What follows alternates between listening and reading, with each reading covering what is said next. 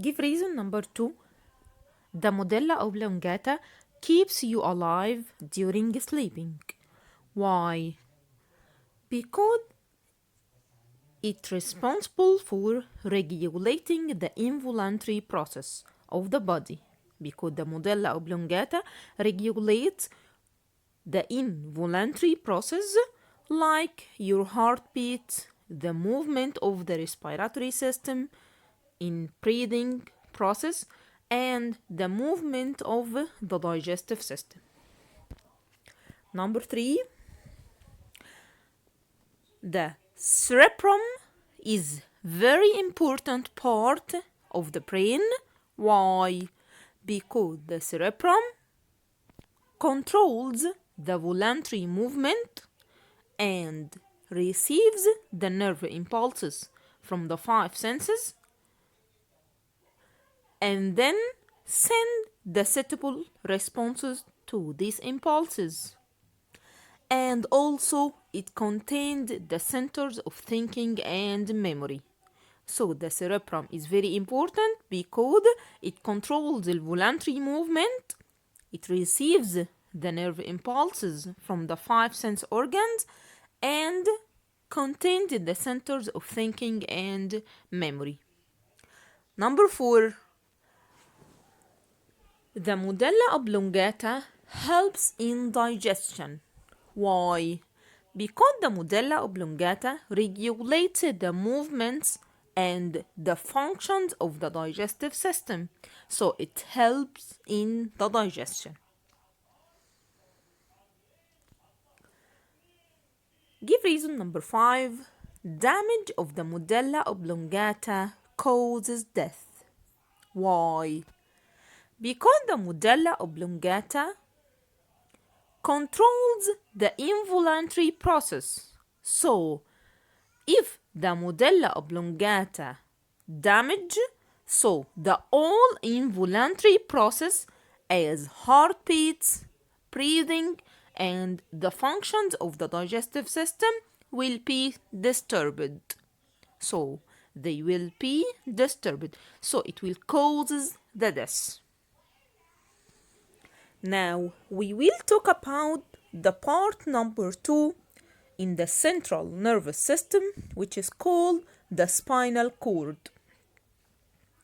The spinal cord is a cylindrical cord from which the spinal nerves extend.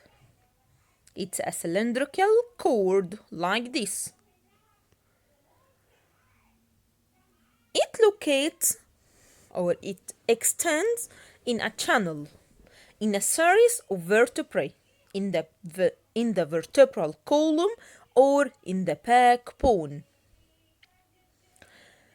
So the function of the backbone to protect the spinal cord. The function of the backbone protect the spinal cord. Like the brain locates inside the bony box, which is called the skull, to protect the brain, because the brain is a soft organ, so it locates inside the skull to protect the brain. Also, the spinal cord is soft organs, so it locates inside series of vertebrae in the backbone to protect the spinal cord. Its structure, it consists of two matters. Internal matter and external matter.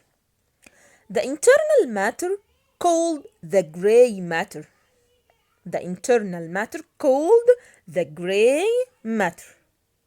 That had the shape of letter H.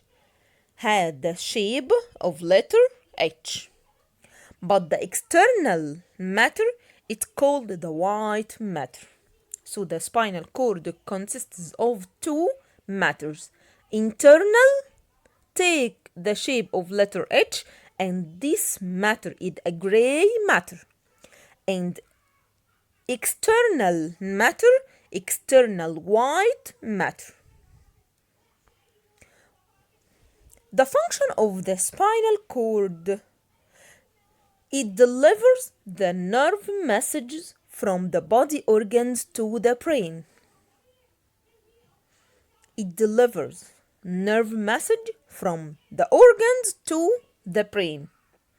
And also it's responsible for the reflexes, responsible for the reflex action. So the part which is responsible for the reflex action is the spinal cord.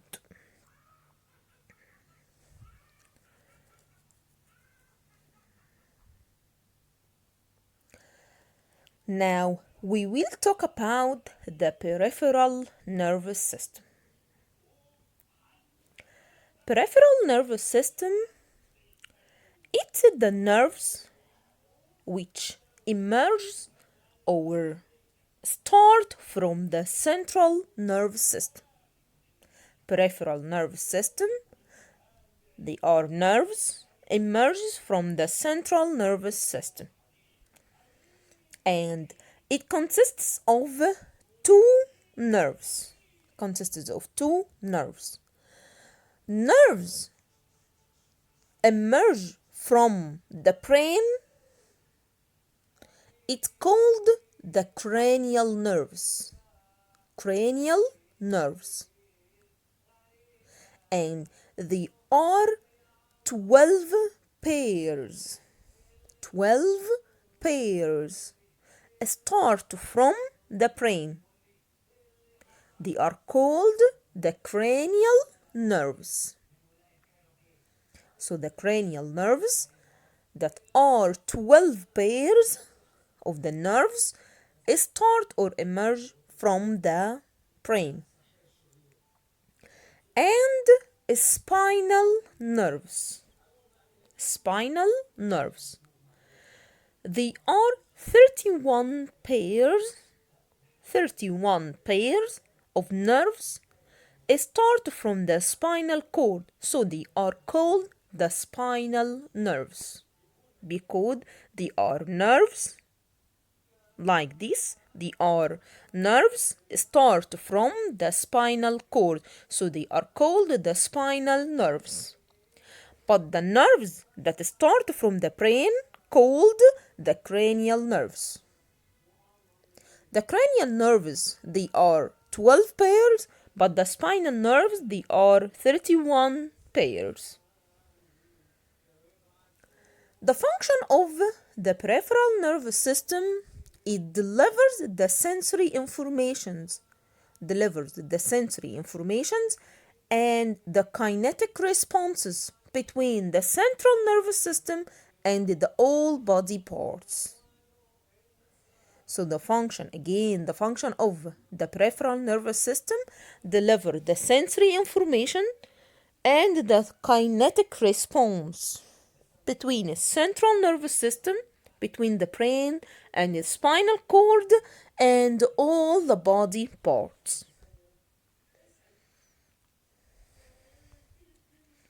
Now we will talk about the reflex action.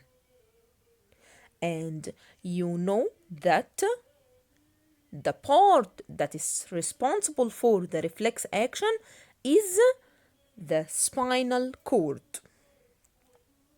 When your body is subjected to external stimuli such as strong light or heat or smell, your body makes an involuntary response.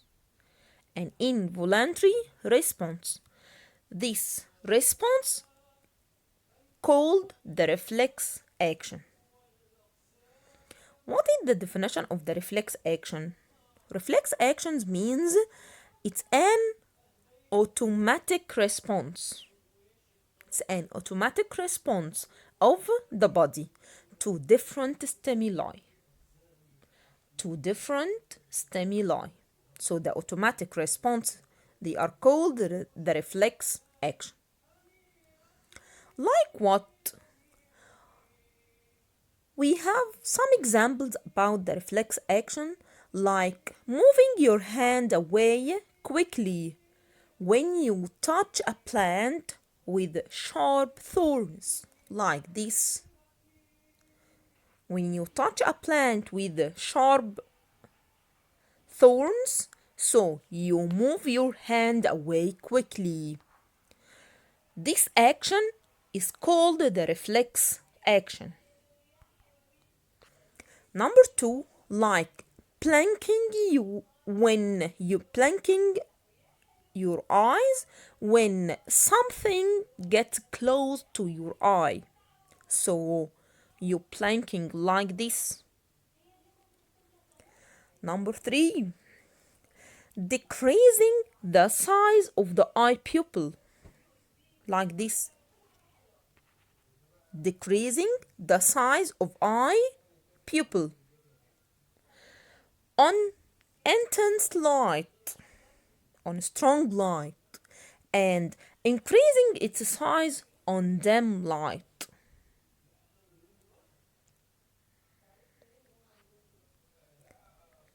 Number 4, withdrawing your hand quickly. Withdrawing your hand or moving your hand quickly on touching a hot surface. When you touch a hot surface, so you withdraw your hand quickly. This action is called also the reflex action. And sweating in hot days.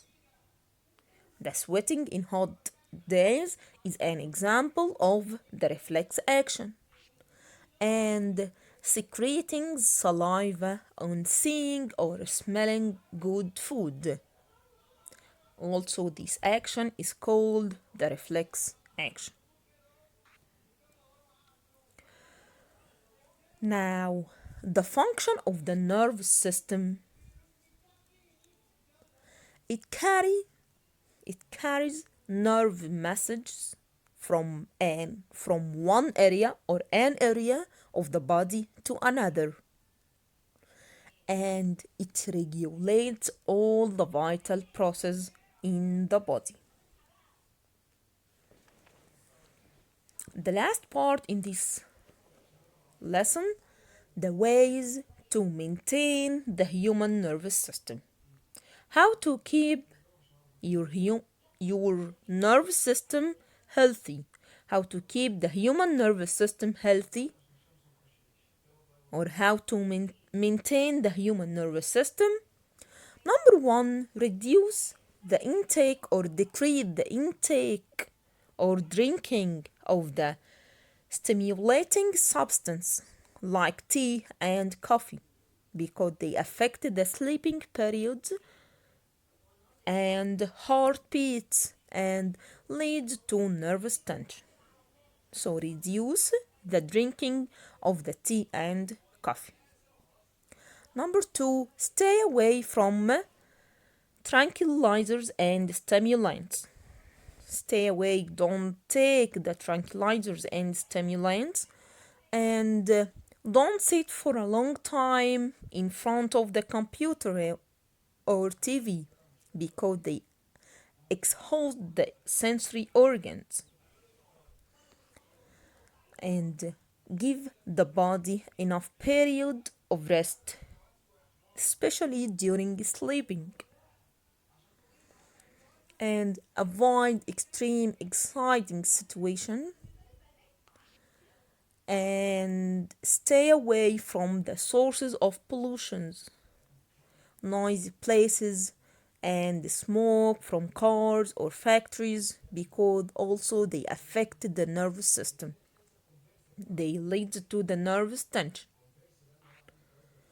And the last one, do physical exercises to keep the human nervous system healthy. Thank you, Junior 6, for listening. Goodbye.